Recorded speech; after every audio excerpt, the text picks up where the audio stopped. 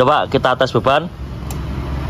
Nah, 10,8 atau 10,7. Itu menandakan kalau aki ini bisa digunakan di mobil.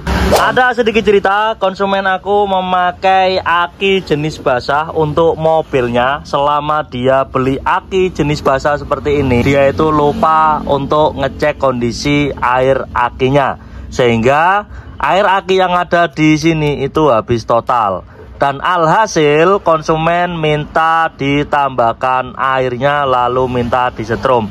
Dan kejadian ini dari kemarin Mas Bro. Jadi dari kemarin itu sudah saya setrum, dan kita lihat kondisi setrumnya aki ini apakah masih bisa dipakai atau tidak. Ya, saya disclaimer dulu, tidak semua aki itu bisa membuat cara seperti ini Mas Bro. Itu tergantung kondisi akinya. Oke, langsung kita cek. Mas, coba Mas alatnya Mas. Ya, kita matikan dulu. Jadi seperti ini ya. Kenapa saya mau menambahkan air aki ini memakai air sir atau air zur tutup botol merah? Tutup botol merahnya mana Mas? Air surnya Mas. Nah, sebenarnya ketika konsumen aku kesini itu dalam kondisi airnya itu habis total, dan saya melihat kondisi selnya itu masih bisa digunakan atau selnya masih rapi gitu Mas Bro. Sehingga saya itu mau kalau menambahkan aki ini dengan air tutup botol warna merah, lalu saya setrum dengan harapan supaya aki ini bisa digunakan kembali. Setelah pengecasan dari kemarin sore sampai sekarang baru saya lepas jam berapa Mas? Jam 9 ya, baru saya lepas.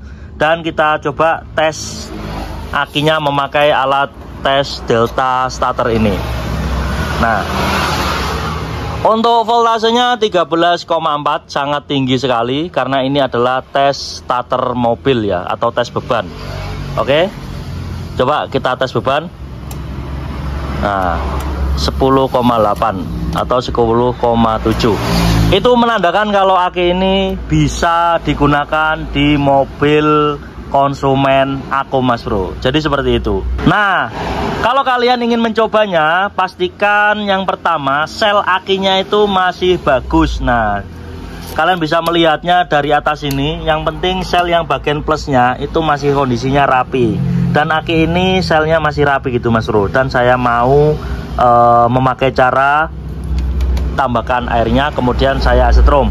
Nah, kemudian supaya tidak mengecewakan konsumen aku Mas Bro, ini kan selesai saya setrum, saya biarkan sampai nanti jam 12 atau jam 2 siang. Sekarang kan masih jam 9.